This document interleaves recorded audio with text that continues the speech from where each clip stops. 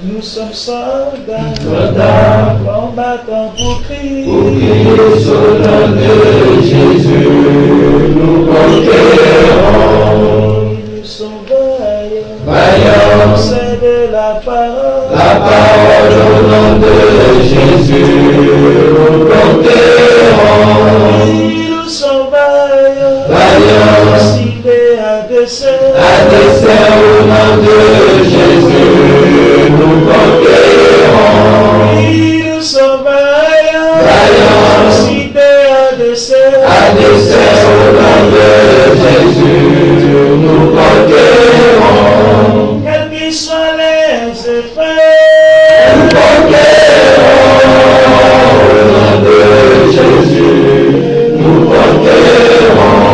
quels qu'ils soient les menaces, Nous conquérons au nom de Jésus, nous conquérons.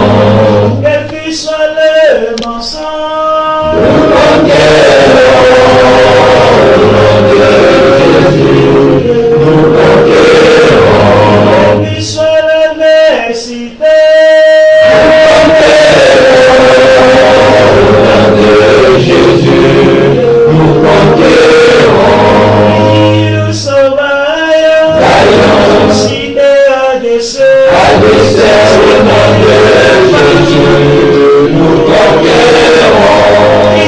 nous sommes vaillants, cités à dessein, Au nom de Jésus, nous conquérons. nous sommes vaillants, c'est de la parole, Au nom de Jésus, nous conquérons. nous sommes vaillants, cités à dessein,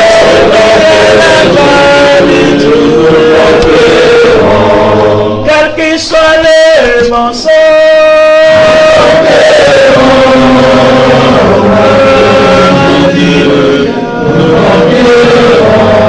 quels qu'ils soient les menaces,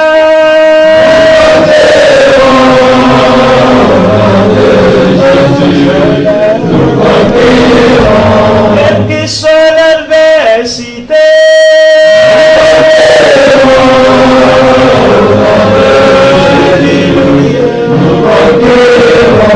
quels qu'ils soient les persécutions,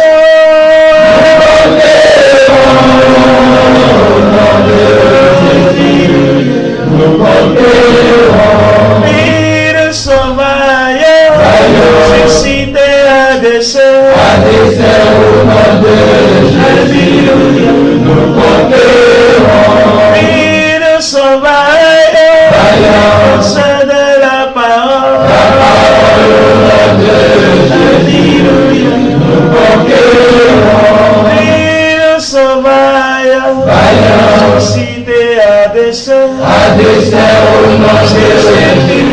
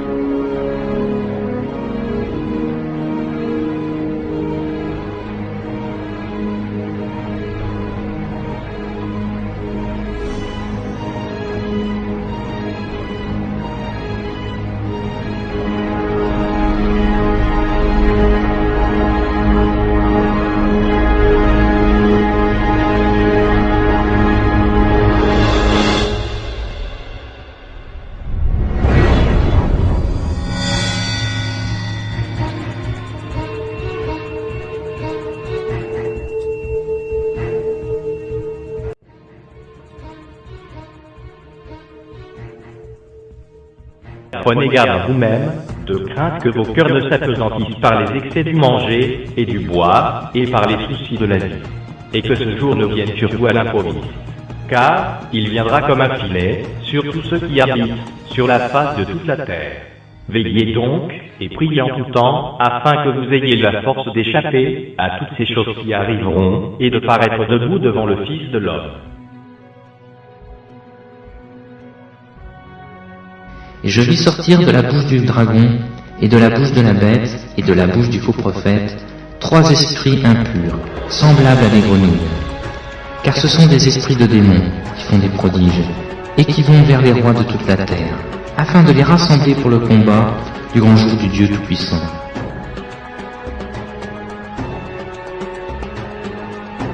Ils les rassemblèrent dans le lieu appelé en hébreu Armageddon.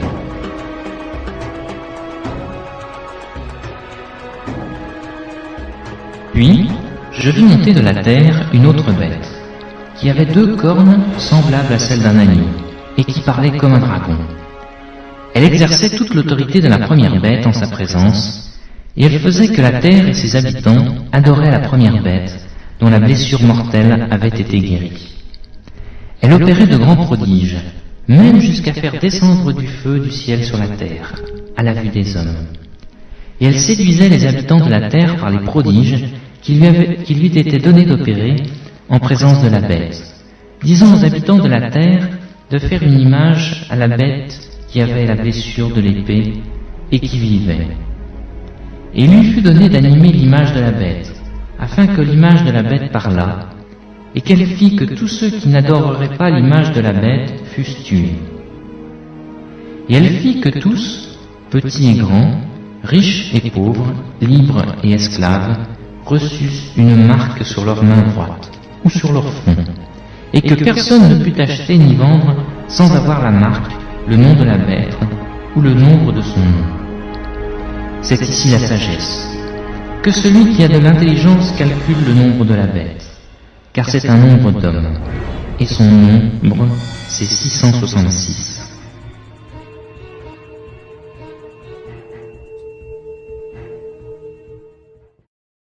Qu'on peut imaginer comme application dans le futur. Vous avez à juste titre employé le mot traçabilité. C'est évident que l'essentiel des utilisations de cette technologie, au départ, porte sur la traçabilité. Tout ce que vous avez décrit, c'est la traçabilité, soit des objets, soit des personnes. Donc, tout ce qui va être de plus en plus nécessaire à suivre à distance, savoir ce qu'il devient, permettre de connaître l'évolution des produits, les localiser, optimiser les stocks, de toute façon, ce qu'on ait des stocks minimaux, faire en sorte qu'on sache en permanence où se trouvent ces objets, permettre d'intégrer des processus de production, permettre... Oui, on parle d'un enjeu économique majeur dans la traçabilité des réductions des coûts produits sont considérables. En termes de sécurité sanitaire, de pouvoir tracer l'origine des produits agricoles depuis leur conception jusqu'à leur consommation. Tout ça donne une traçabilité sur les objets absolument gigantesque, encore à venir. Sur les personnes aussi, on peut imaginer une traçabilité encore plus grande. Parce que sur les objets, on connaît, mais sur les organismes vivants, que ce soit les animaux ou les êtres humains, qui pourront avoir une puce électronique implantée dans le corps. Mais avant de parler de l'implantation des organismes vivants, il faut regarder tout ce qui va se passer aussi sur les moyens de paiement, et sur la surveillance même dans la vie quotidienne de nos enfants ou de nos petits-enfants. Dans 10 ans, quand un bébé viendra au monde, on lui implantera une puce et vous aurez toutes ces données sur la puce. Donc, si vous perdez votre bébé ou que quelqu'un le trouve, il va à l'hôpital, ils pourront scanner le bébé et obtenir tous les détails sur lui. D'abord, on pourra mettre sous forme de bracelet, en effet, des puces RFID pour identifier les nourrissons et savoir où ils sont en permanence, pour éviter les échanges, mais ça on sait le faire autrement, pour éviter des kidnappings. On pourra le faire et beaucoup de parents pourront le vouloir, suivre leurs enfants, même s'il y a aussi d'autres techniques avec les GPS sur le téléphone qui vont permettre de le faire. À l'école. À l'école, suivre en permanence. Le GPS sera de ce point de vue quelque chose qui sera parallèle à l'RFID, même si l'un et l'autre vont se mêler de façon assez particulière. I met Rockefeller through a female attorney I knew, who called me up one day and said, one of the Rockefellers would like to meet you. I had made a video called Mad as Hell, and he'd seen the video and wanted to meet me, and knew I was running for governor of Nevada. So sure, I'd love to meet him. And I met him, and I liked him, and he was a very, very smart man, and we used to talk and share ideas and thoughts, and he's the one who told me 11 months before 9/11 ever happened, that there was going to be an event. Never told them what the event was going to be, but there was going to be an event, and out of that event, we were going to invade Afghanistan to run pipelines from the Caspian Sea. We were going to invade Iraq, to take over the oil fields, establish a base in the Middle East, and make it all part of the New World Order. And we'd go after Chavez in Venezuela. And sure enough, later 9/11 happened, and I remember he was telling me how how you're going to see soldiers looking in caves for people in Afghanistan and Pakistan and all these places, and there's going to be this war on terror, which is no real enemy, and the whole thing is a giant hoax, but it's a way for the government to take over the American people. He told you it was going to be a hoax. Oh yeah, there's no question. He says there's going to be war on terror, and he's just laughing. There's no who are we fighting? I mean, why do you think 9/11 happened, and then nothing's happened since then? Do you think that our security is so great here that these people who pulled off 9/11, who were able to, can't knock down another plane? Come on, it's ridiculous. 9/11 was done by people in our own government and our own banking system to perpetuate the fear of the American people into subordinating themselves to anything the government wants them to do. That's what it's about, and to create this war, this endless war on terror. And that's why and that was the first lie. And the next lie was going into Iraq, to get Saddam Hussein out with his weapons of mass destruction. That was the next lie. And we had instead a policy coup in this country, a coup, a policy coup. Some hard-nosed people took over the direction of American policy, and they never bothered to inform the rest of us. I went through the Pentagon 10 days after 9/11.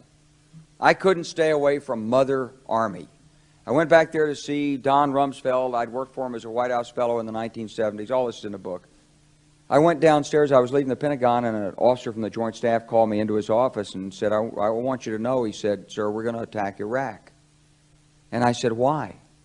He said, "We don't know." He said, I said, "Well, did they tie Saddam to 9/11? He said, "No." And then I came back to the Pentagon about 6 weeks later. I saw the same officer. I said, why haven't we attacked Iraq? We still going to attack Iraq? He said, "Oh, sir," he says, "it's worse than that." He said, he pulled up a piece of paper off his desk. He said, "I just got this memo from the Secretary of Defense's office. It says we're going to attack and destroy the governments in 7 countries in 5 years. We're going to start with Iraq, and then we're going to move to Syria, Lebanon, Libya, Somalia, Sudan, and Iran."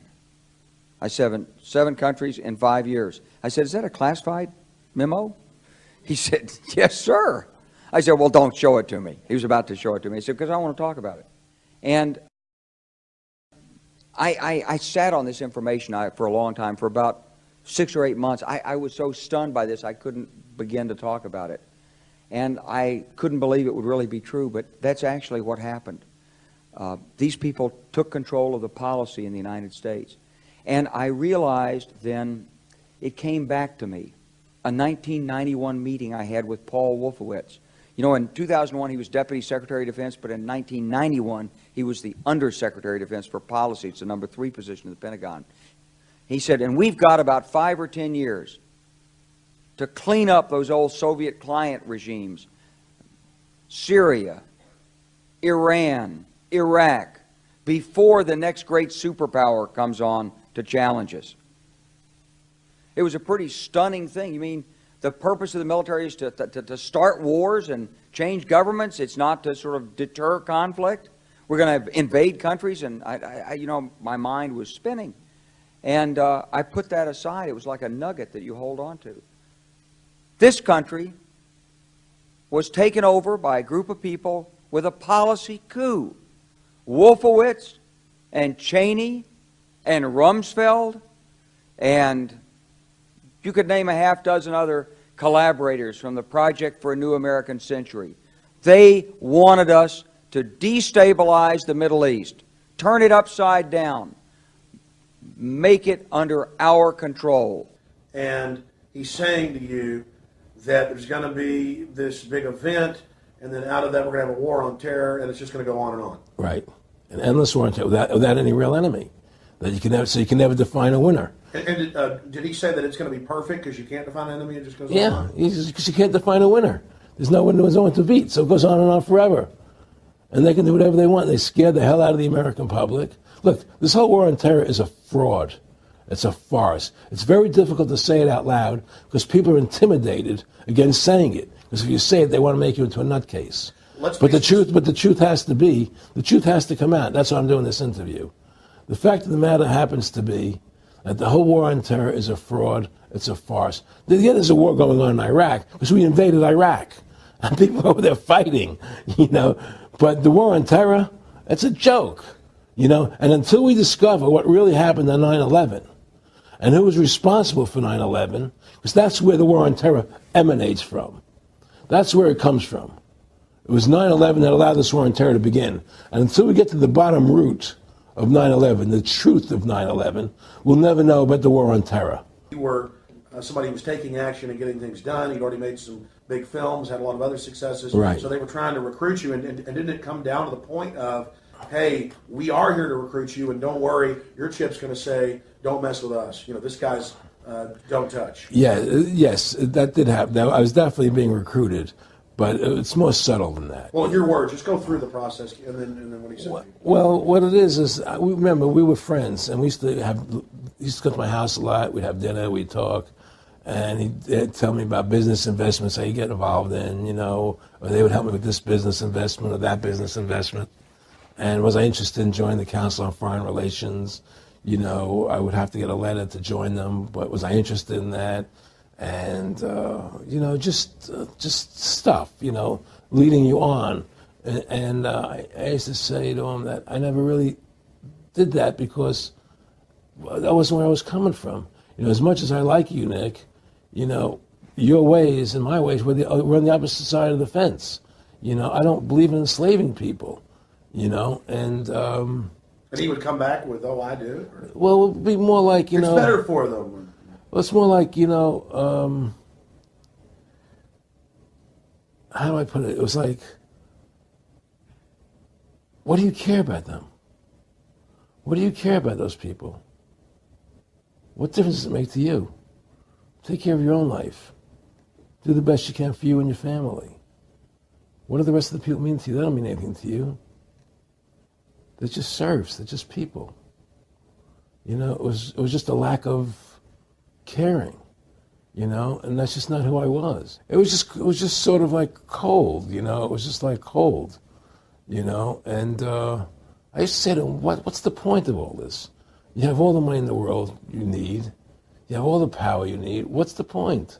You know, what's the end goal? And he said the end goal is to get everybody chipped, to control the whole society, to have the bankers, the elite people, you know, the bankers and some governor controlling the world.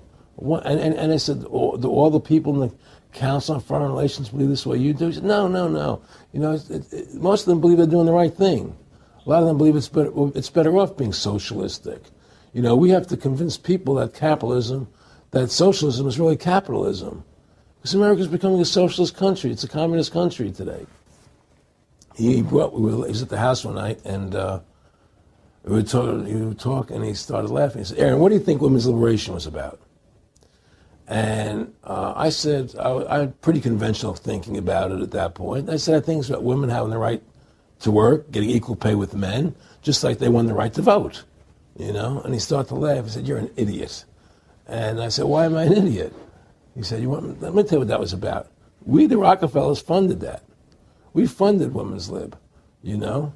And we're the ones who got all over the newspapers and television, the Rockefeller Foundation.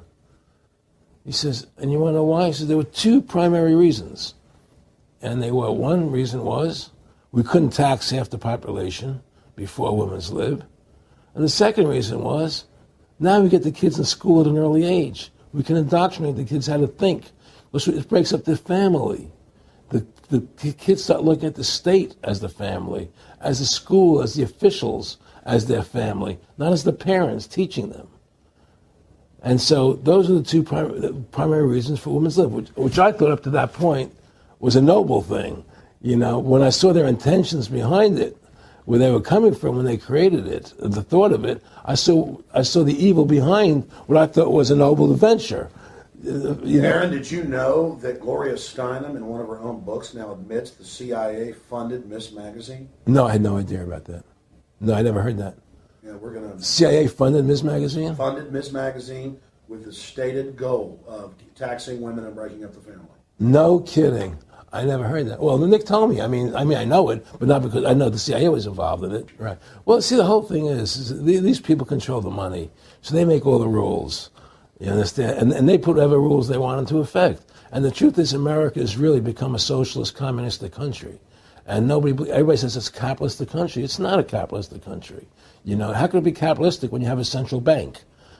That's the first. It can't be. You know, It's a planned economy.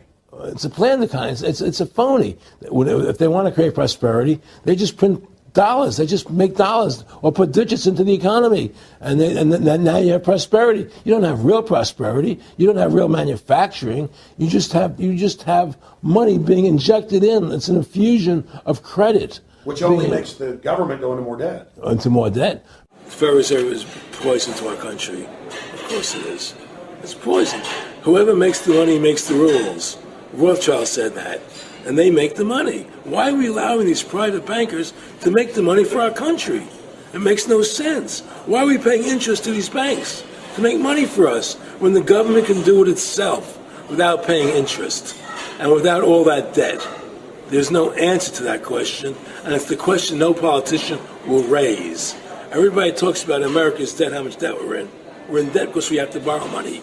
But we don't have to borrow money. They designed it so we go into debt. Exactly. We can create the money and back it by gold so they can't create too much of it. So you don't have the inflation. And do what the founding fathers gave us. But instead, the bankers make the money, they control the government, they buy the politicians, they tell us who gets into office. You have computer voting, that's a fraud. They do whatever they want to do to us. They do whatever they want to do to us. And it has to stop.